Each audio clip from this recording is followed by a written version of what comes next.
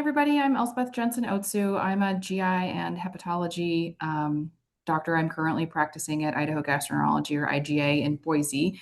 But I was at the VA here in Boise for about 7 years before I moved to this new position about just over a year ago. I was the medical director of the GI department at the VA, and I was a panelist for I think I want to say a couple of years with it was initially like the hepatitis C series, and then it transitioned into kind of more general liver care with Idaho Echo. So yeah, excited to be back and be talking about MASLD. So today, yeah, we're going to be talking about metabolic associated steatotic liver disease testing and then management. So next slide, please. The learning objectives for today are to be able to identify patients with metabolic liver disease, how to risk stratify patients. So we'll talk a lot about fibrosis staging, and then just learn a little bit about the MASLD specific treatments that are available. The pharmacologic medications that have been approved in the last couple of years, and then also about non-pharmacologic management. Next slide. So this is the outline for the talk. We'll talk a little bit about kind of nomenclature and the changes that happened a few years ago as far as how we, talk about steatotic liver disease, diagnosis, how you diagnose metabolic liver disease, staging, like I mentioned, so fibrosis staging specifically, including elastography and blood-based fibrosis testing, and then about the management as well. Next slide. So just to start off with talking about nomenclature. So, fatty liver is what a lot of people still call it in kind of like lay press and things like that. But a few years ago, the AASLD renamed NASH or NAFLD to MASLD and MASH.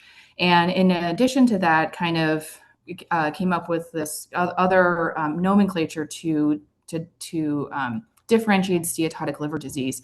And they did this for kind of two reasons. The first is that NAFLD, or non-alcoholic fatty liver, was just very confusing to patients. They didn't understand why alcohol was in the name of their liver disease, even though it would said non-alcoholic, but it was just confusing for patients.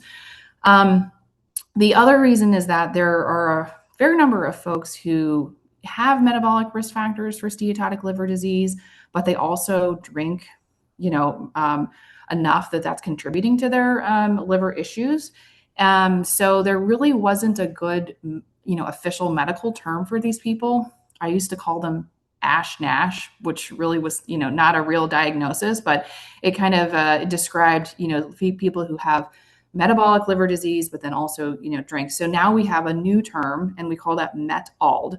And basically what that means is that there are people who have metabolic dysfunction associated steatotic liver disease, MASLD, but they drink, enough that there's this overlap. And it is a lot less than you might think it would be. So, for women, more than one drink a day, or for men, more than 2 drinks a day is considered significant enough that could be contributing to steatotic liver disease. And then, of course, on the spectrum of steatotic liver disease, you also have just alcohol-associated liver disease, and then other sort of metabolic and more rare things like, drug-induced steatosis. Next, I can actually, let me see if I can see the chat just to make sure. But if anybody has any questions, please feel free to interrupt me at any time with questions. Okay, next slide. So how do you diagnose MASLD? The gold standard for diagnosis and what used to be required for any kind of specific, MASH treatment is a liver biopsy. But MASLD is extremely common in the U.S. It's estimated that 30% or more of the U.S. population has some level of metabolic, steatotic liver disease. So obviously, we're not going to go doing liver biopsies on 30% of the U.S. population. So short of a liver biopsy, it's really the diagnosis is made as a constellation of, multiple data points, including risk factors. So a BMI greater than 25 or 23 if you're of Asian heritage, hypertension, dyslipidemia, type 2 diabetes, I include OSA in that as well. Um, um, Lab findings, typically you're going to see mild to moderate, ALT greater than AST elevations. You can also see sometimes elevations in alkaline phosphatase. If you're looking at labs, anyone with liver disease, this, not maybe not the first thing I look at, but definitely the second thing I look at after, the LFT panel is going to be the platelet count. So if you have a low platelet count, that is concerning for cirrhosis. But that's sort of an aside. But for the diagnosis of MASLD, generally you're going to see mild to moderate ALT greater than AST elevations. Imaging can be very helpful. So, steatosis or hyperechogenic liver is what sometimes radiologists will report on an ultrasound report. You can also see steatosis and MRI suggested on CT, or sorry, you can see steatosis suggested on CT or MRI, but ultrasound is just the one that you tend to see the most. In addition to those kind of data points, you have to rule out other causes of chronic liver disease. So ruling out alcohol is a significant, or if again, someone might fall into that kind of more met-ald category, medications that can cause steatosis, and then other causes of chronic liver disease like viral hepatitis, autoimmune hepatitis, iron overload, etc. Okay, next slide. So staging of MASLD. This is really important, and we're going to spend quite a bit of time talking about fibrosis staging because what I tell patients all the time, it's not necessarily the fat in the liver that correlates with long-term prognosis and complications of liver disease like cirrhosis, decompensated cirrhosis, hepatocellular carcinoma. It's not so much the fat, it's the fibrosis that's caused by chronic inflammation. So being able to stage fibrosis is very important in these patients. There's lots of ways to do that. So there are blood-based fibrosis tests, ultrasound-based technologies, and then also MR elastography. And then, of course, liver biopsy can also stage fibrosis, but generally is not needed or recommended in folks who have kind of straightforward metabolic liver disease. So the ultrasound-based techniques, so vibration-controlled transient elastography, the proprietary name for that is FibroScan. This is generally going to be available in specialty clinics. We do it at IGA. Other specialty clinics I know around do as well. There's also shear wave elastography or a similar technology called AFRI that is performed by radiology departments. So if you're somewhere that doesn't necessarily have, a GI clinic, you may be able to do ultrasound-based elastography for fibrosis staging at your local, radiology department. MR elastography is actually more accurate than ultrasound-based techniques. It actually they use a bigger volume of tissue to measure the density, but it's very expensive. And so generally I try not to use that unless for some reason there are, technical reasons that we can't do ultrasound-based elastography. Questions about any of that? I feel like I'm flying through things, but let me know if there's questions. We do have a question. Matt, do you want to great. unmute and ask directly?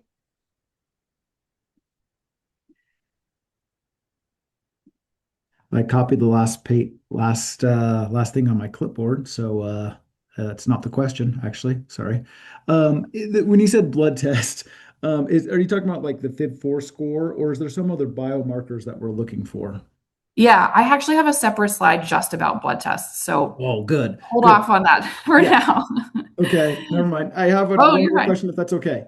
Yeah, of course. And you might go on to this one too. I just the patient right before, the reason I was a little late, I have a patient with what did you call Ash-Nash? Your designation for it? Met-Ald.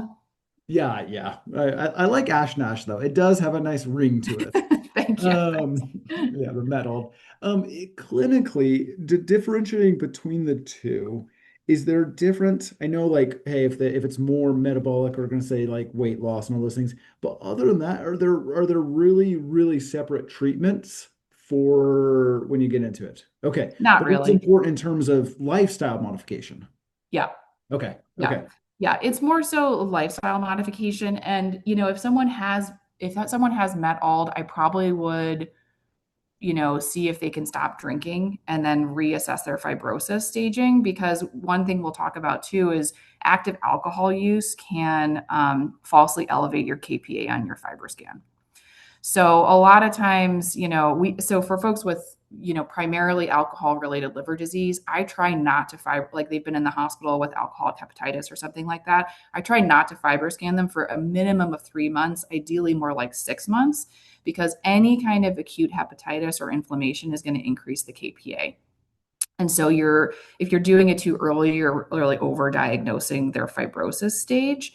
So in folks who have, say you have someone with, LFT elevations, they have diabetes, hyperlipidemia, hypertension, but they also drink like 3 beers a day.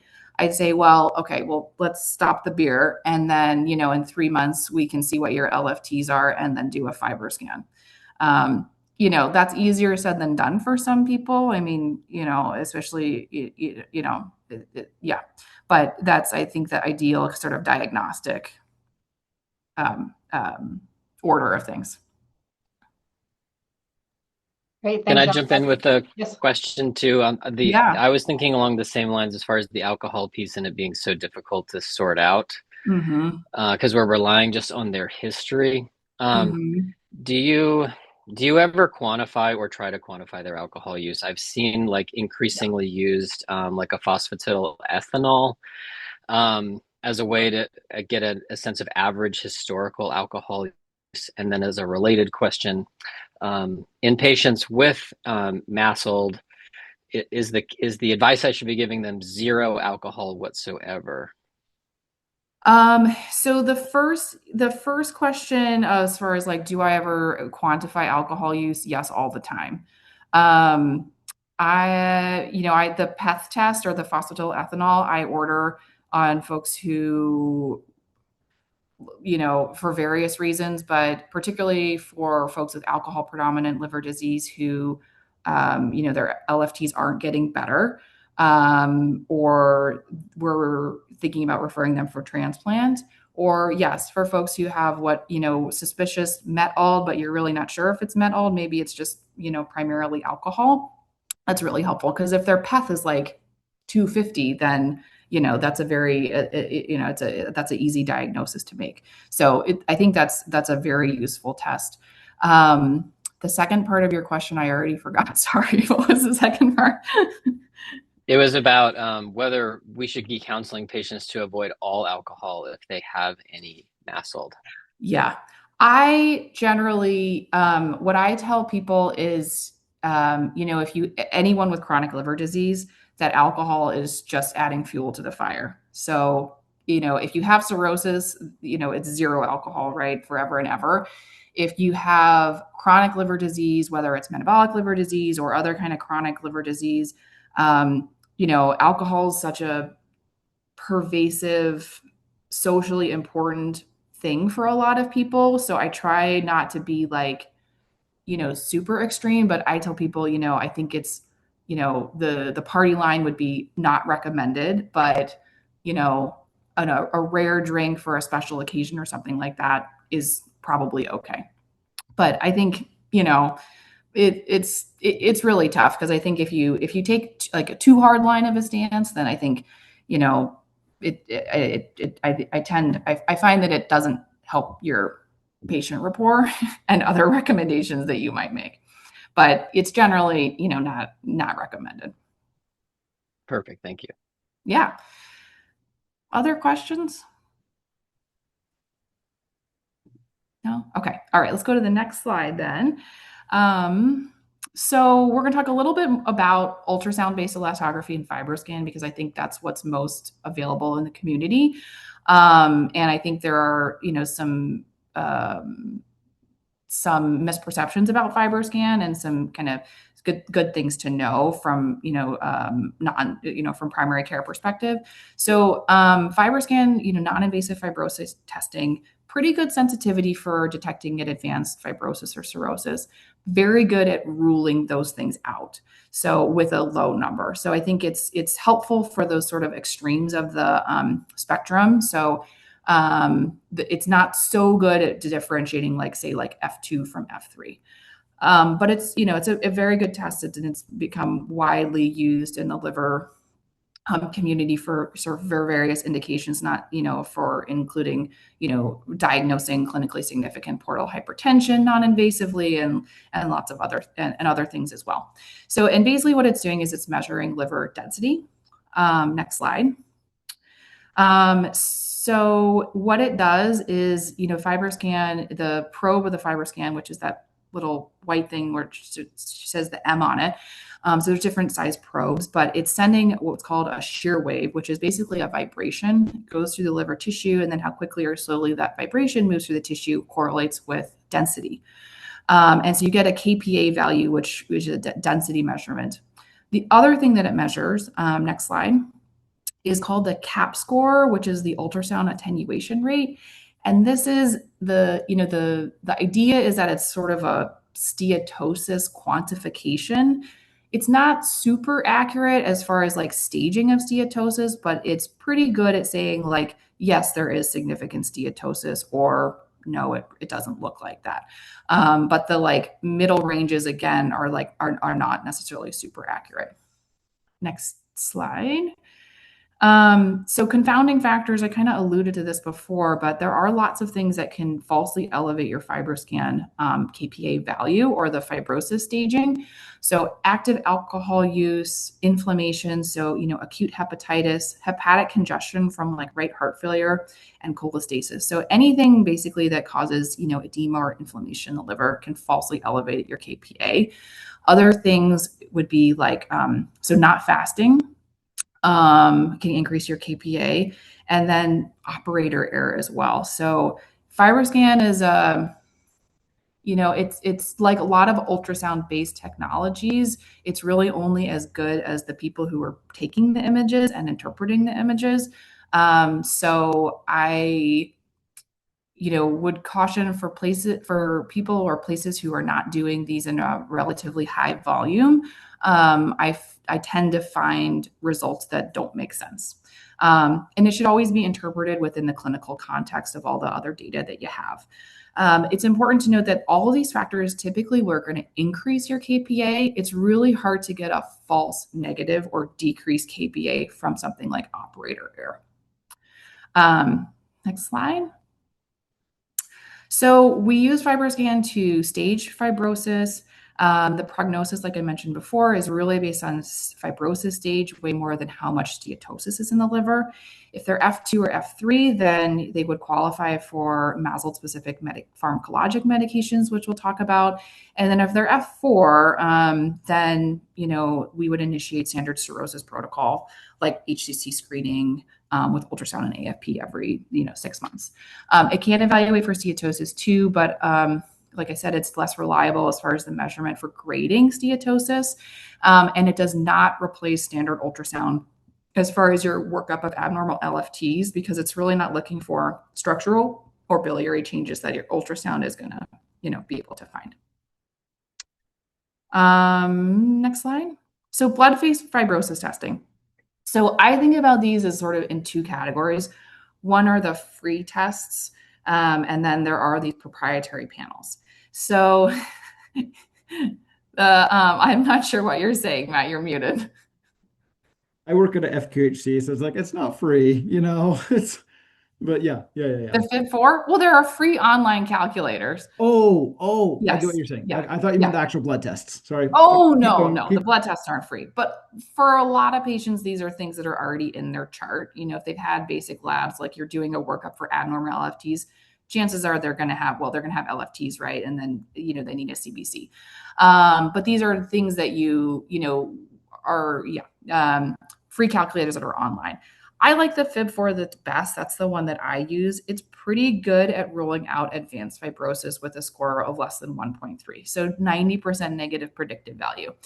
APRI is also pretty good, not quite as accurate, but very simple to calculate. There is a MASH or NASH specific fibrosis score. It's just kind of clunky, and it doesn't actually add like a whole lot more diagnostic accuracy to the Fib4. So I tend not to use it. It's just like 3 more things that you have to plug into the calculator. So, but it's, it's a good thing to use, and it's, the online calculators are free.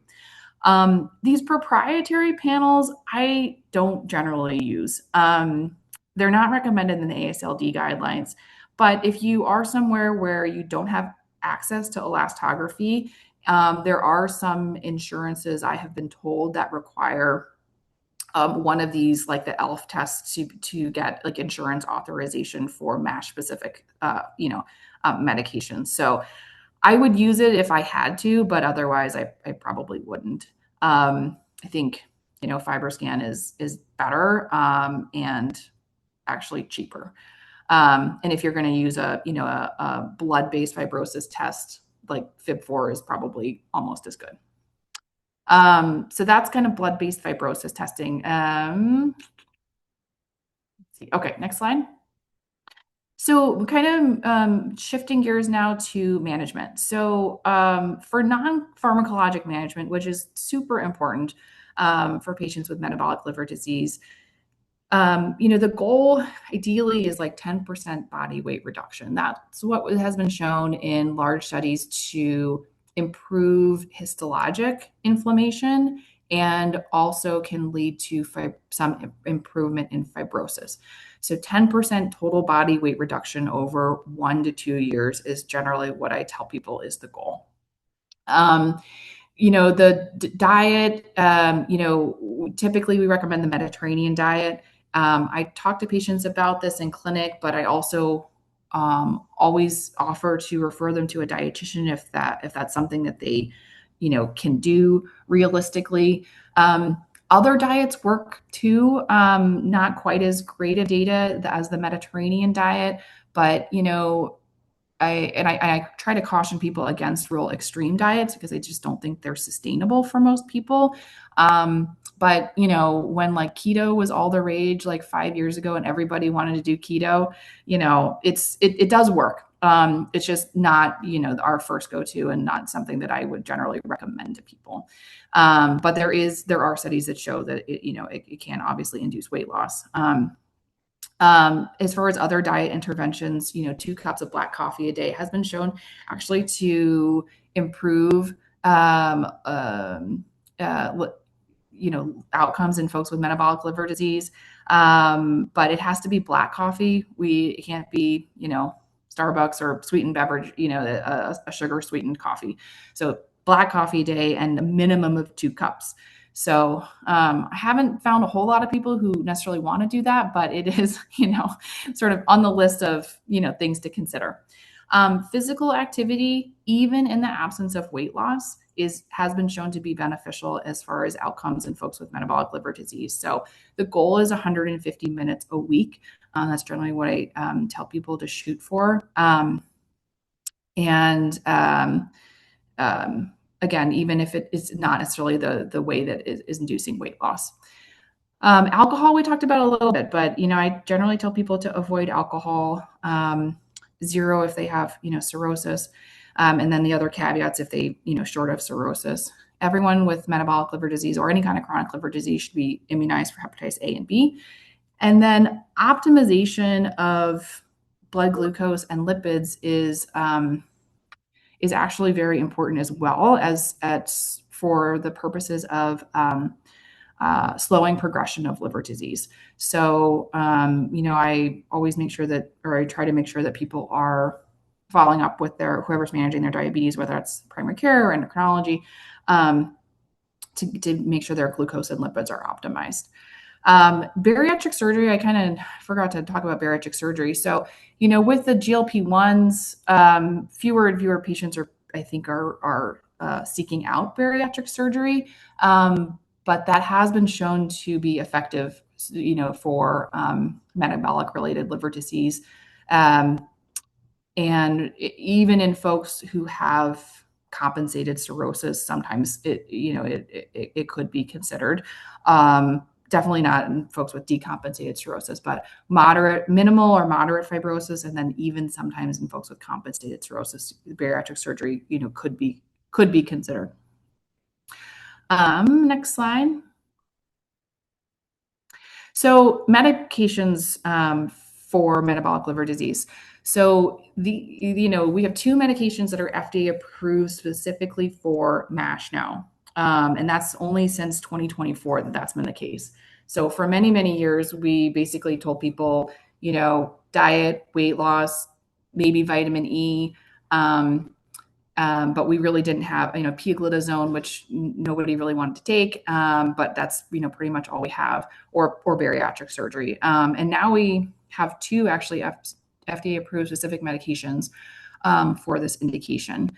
The first is semaglutide, which I'm assuming you guys probably prescribe way more than I do, but it's a GLP-1 agonist, and it was FDA approved for MASH with F2 or F3 fibrosis as diagnosed by FibroScan. This was FDA approved about a year ago from the Essence trial, and essentially what it showed was resolution of MASH without worsening fibrosis in 63% basically of patients who are in the active drug arm versus 34% in the basically diet and weight loss arm or lifestyle changes arm. And then, a fair number of patients who had a reduction of more than one stage as well as far as fibrosis staging. So this is FDA approved. If someone has F2 or F3 fibrosis with MASLD, this is usually what I use as first line. And there's other options as well. But I think, comparing this and then resmetirom, which is the other medication we're going to talk about, the GLP-1 agonists have other effects just from, weight loss, cardiovascular disease, things that the resmetirom does not. So I generally use this as first line unless there's, a contraindication. And I usually continue for about a year and then repeat non-invasive fibrosis testing with the FibroScan. And then if there is significant improvement, continue. If there's, no weight loss or no improvement in fibrosis, then I would not continue it, and I would pivot to a different therapy. Tirzepatide and liraglutide are not FDA approved specifically for MASH, but are effective with, basically the same mechanism. Okay, next slide. The other medication is resmetirom or Rezdiffra. This was FDA approved for MASH with F2 or F3 fibrosis in 2024. And it works with a different mechanism. So, the GLP-1 agonists are primarily the mechanism for as far as improvement in the liver is weight loss. This actually is more sort of liver specific or targeted. So it promotes triglyceride clearance from the liver and reduces lipoprotein and lipotoxicity, which decreases inflammation and fibrosis regression. So it can be used as first line in patients with MASH with F2 or F3 fibrosis. It doesn't have those other sort of metabolic improvements for other, from a diabetes or obesity standpoint. But for folks who, don't tolerate GLP-1 or who don't achieve weight loss with the GLP-1, then I would recommend the resmetirom. The other thing is, we haven't really talked about this, but there are some folks who have metabolic related liver disease who aren't really, or, BMI is normal. So we call this kind of lean fatty liver. They may have metabolic derangements like prediabetes and hyperlipidemia, but their BMI might be like 21. So when someone like that, I probably would, go more towards resmetirom as far as, if for treating their MASLD. The study that were to get FDA approval for this medication showed MASH resolution in about 25% of folks after 1 year, compared to 9% with placebo, and improvement of fibrosis by at least one stage in about 25% versus 14% with placebo. Okay, next slide. So other things, I mean, I generally don't use things on this slide, but they are technically still in the guidelines. For vitamin E, the guidelines to say select use. I mean, I don't generally really use P-glitazone. Can be considered in folks with diabetes. It's kind of a hard sell because when you tell people that they may gain weight, but it was shown in the Pivens trial from like 2010 or so to show MASH resolution in 47 versus 21% with placebo. So it is, it can still be used. Next slide. So key points, the diagnosis of MASLD is really based on a combination of risk factors, imaging findings, labs, and then ruling out other causes of liver disease. Of course, you can do a liver biopsy, but you don't have to. Staging of fibrosis is important for both prognosis and then also management, including qualifications for MASH-specific therapies. And then management includes lifestyle changes and then also FDA-approved medications that we've gotten in the last couple of years, including semaglutide and resmetirom. And that is it. Happy to stay for questions. Elsbeth, thank you so much. Let's start with you, Matt. You're fast. You're fast. Just quick question because of Rezdiffra's mechanism. This is kind of a niche question, so I don't know if you have to come back to it, but can it be used in patients with thyroid dysfunction? And if so, because it messes with the, I mean, right? It's like a SERM for thyroid hormone. Can it? Clinical context, I have a patient that was just started by their hepatologist on this, but I was like, hey, they have rip-roaring autoimmune thyroiditis right now, and now I don't know if I can trust these tests. Yeah, it's not an absolute contraindication. If someone has, I mean, MASLD is a long-term issue, like if I would say, if you're, because lots of things can affect, thyroid titration and things like that. So personally, if someone had, thyroid issues and you were having to, actively manage those in a way that was, don't want other things, I would say it would be reasonable just to hold off on it. I don't know that that's an absolute contraindication, but I would be happy to double check and get back to you. Yeah. Sure. Thank you. Hi, Brian. I see you're unmuted. Hey. Do you have a question? Yeah. Maybe my sample size isn't large enough, but I seem to think I do these FIB scores, and the FIB-4 predicts a fairly high degree of fibrosis, and the FibroScan tends to come back as a lower degree of fibrosis. Is that a pattern you're seeing? And if so, is there a way to quantify that pattern? Well, there's a fairly large indeterminate range for FIB-4. So, and it's really best for ruling out significant fibrosis. So less than 1.3 is very good at ruling out significant fibrosis. Greater than that, I would say kind of all bets are off. But it means that you should probably do other testing to quantify it more accurately. So I would generally trust a FibroScan or an ultrasound or MRI-based elastography over what the FIB-4 is saying. Okay, because I'm I don't getting know if that's what you're FIB-4s asking. at like 2.7 or higher, and then I'm getting like F0, F1s coming back on the FibroScan. It's like, wow. Yeah. Big Is it spread. tend to be in folks who are older? Because age is weighted fairly heavily in the FIB-4. So Yeah. if it's folks that are older, they're going to probably be indeterminate or high, just based on age. Okay. But all of them are worth sending for the FibroScan. If you have someone who has an indeterminate or high FIB-4, yes, I would. Okay. Yeah. All right. And then just feedback. Sometimes I send for fiber scans, and then I get back, oh, hey, we had a new patient appointment with our PA. I'm like, no, I'm sending for a fiber scan. I'm not sending for a PA new patient appointment. I don't know if we Yeah. can get your schedulers to clamp down on that. That would be appreciated. Yeah, I mean, I do read a fair number of fiber scans that are fiber scan only. Um, and those reports should be going back to the, ordering provider directly.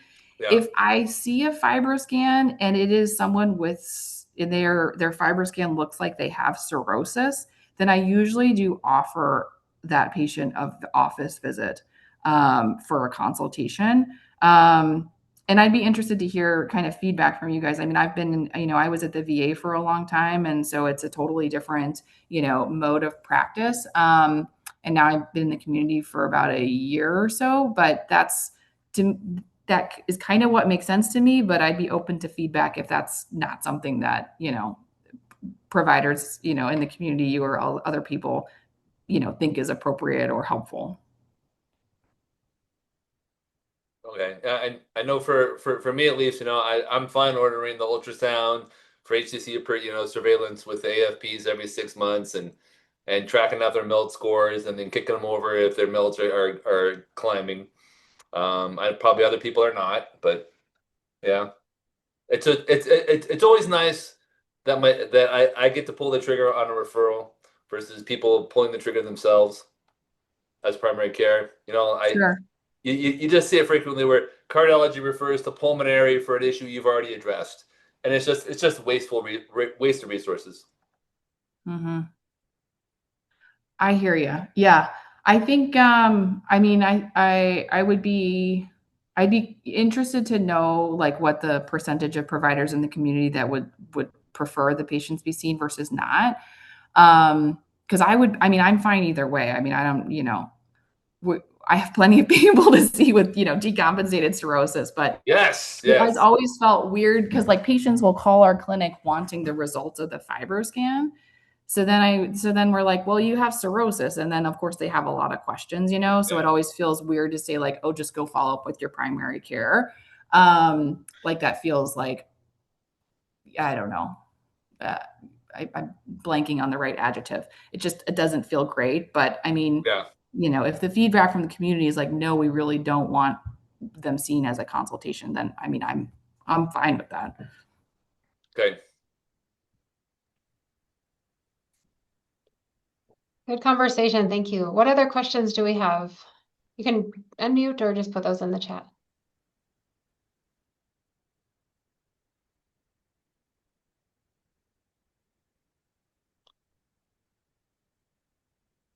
Well, Elsbeth, thank you so much. That was fantastic. Great to have you back for updates, all things liver care. Thank you. Great. Um, Thanks so much for having. yeah, so we are going to transition. If there are lingering questions and something comes up, put that in the chat. We will monitor that. But we're going to transition. Matt is doing our mini knowledge burst, and you're going to share your slides. And I might turn on the audio too. Maybe. Yeah, all right. All right. Hey, thank you so much. This is something that evolving, right? Liver and metabolic disease and obesity and diabetes. And so, wow, we're all going to be great friends. And maybe in 20 years, find out, how all these things interplay. I am going to share my slides real quick. Share. And I'm going to share this. And you should see this thing about GLP-1s. Oh, no. Do you Looks good. see? Looks good? Okay. Yep. All right.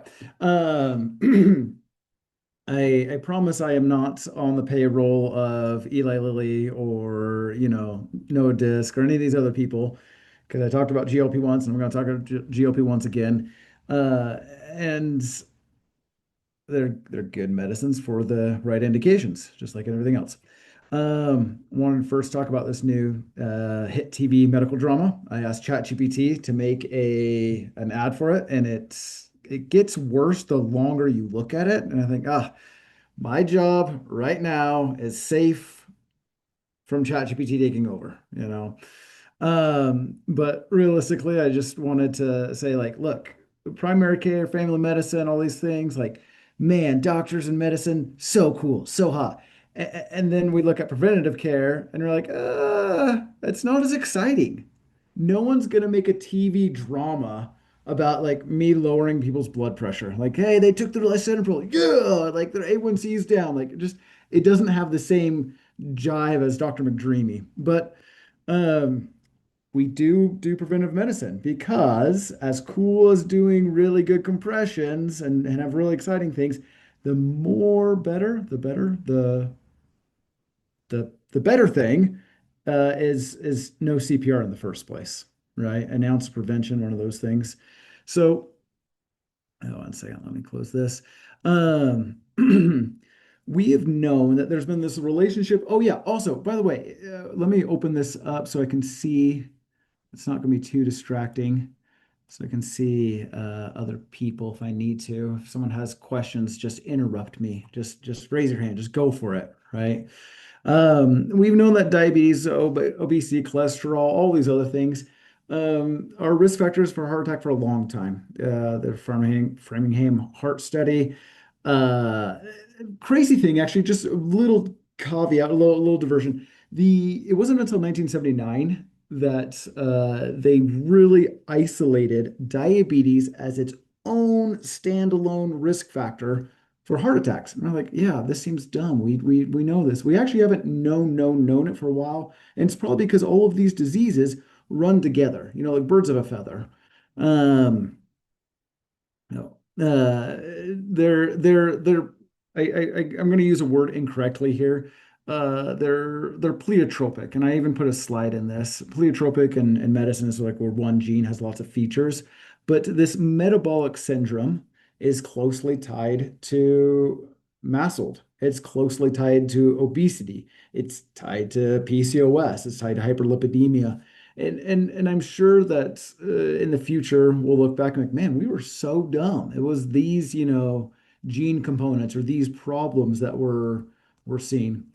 Um, Probably news to nobody here, but in addition to NAFLD and OSDA or MASLD or whatever it is now. I will be honest, sometimes I still get it wrong, and sometimes I still call it PCOS.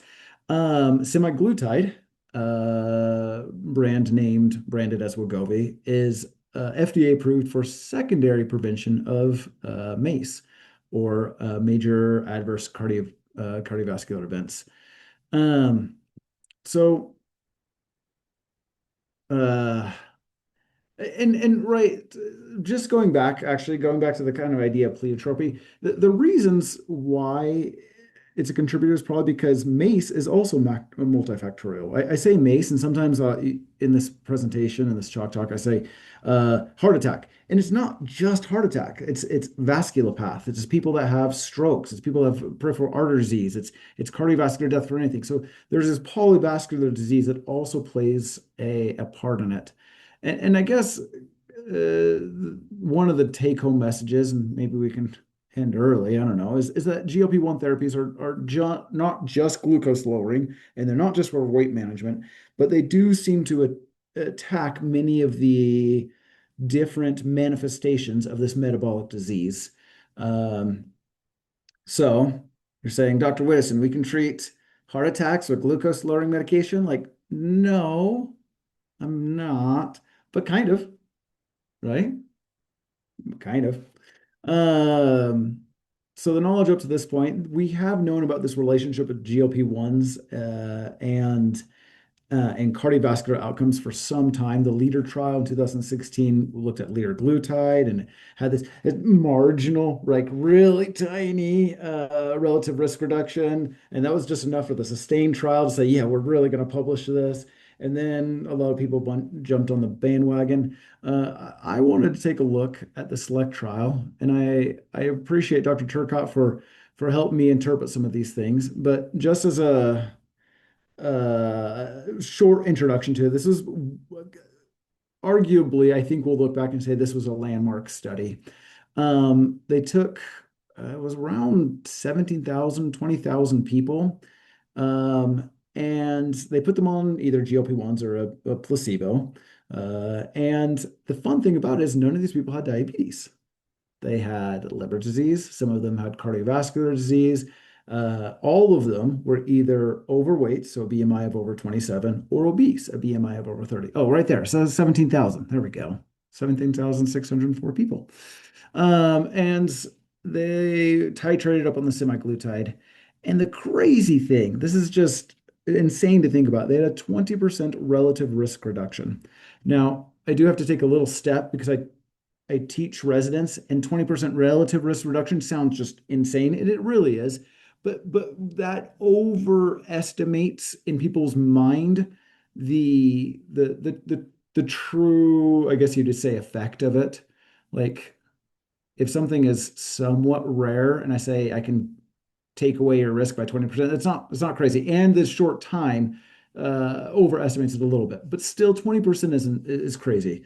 For secondary prevention, the number needed to treat, sorry, I just put N and T, number needed to treat. So how many people we treat with this medicine will not have this bad outcome was 67. And just for reference, the number needed to treat for the statins for the primary prevention of a cardiovascular event is somewhere around 250, right? So we're saying, wow, this is cool. Secondary prevention, right? Someone's already had a heart attack or something like that. The number needed to treat obviously goes way down, but still is in that 67 range.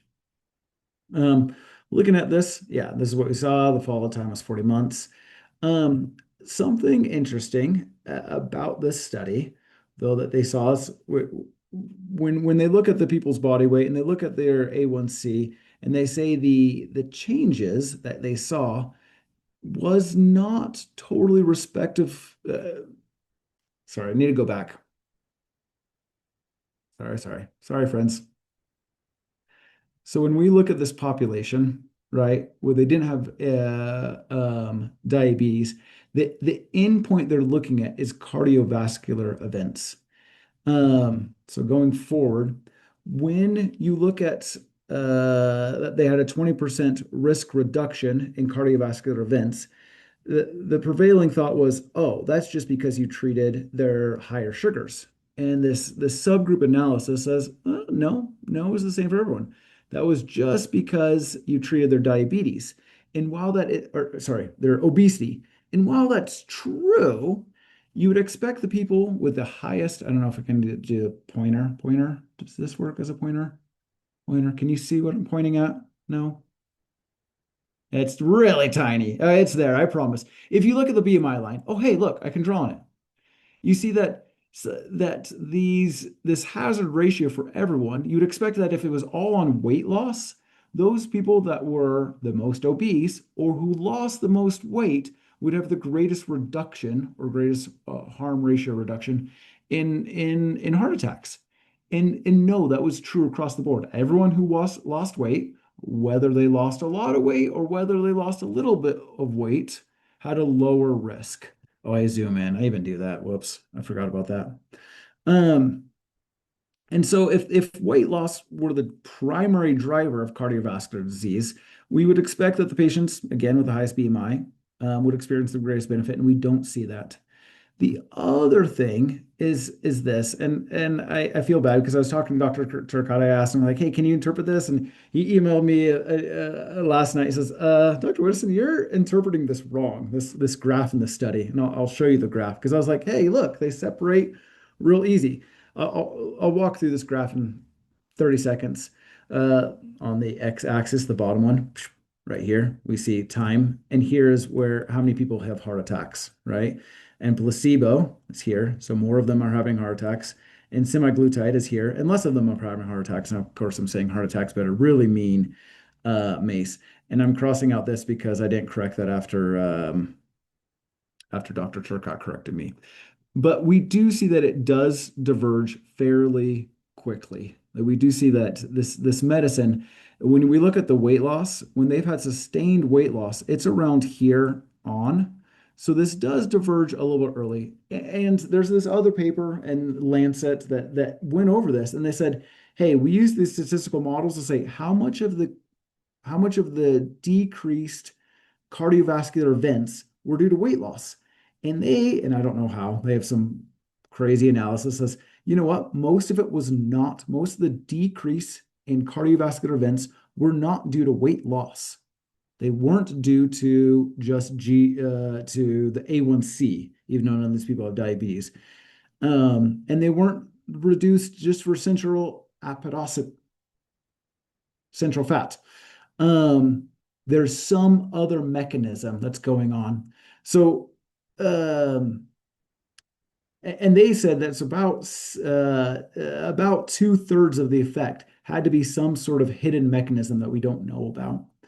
And since they've done some other studies, the Pioneer and the Amplitude studies, that have reinforced this idea that, hey, there's some other effect of GLP-1s other than just treating blood sugar and other than just weight loss that is reducing the cardiovascular events. So a lot of people that are much smarter than me came up with these guidelines that say, yeah, you know what, we should be using this. American Heart Association says we should use it for cardiac stuff. Diabetics, American Diabetes Association obviously say this. So these people this is coming out saying, yeah, you know what? This can be used as secondary prevention. And cool.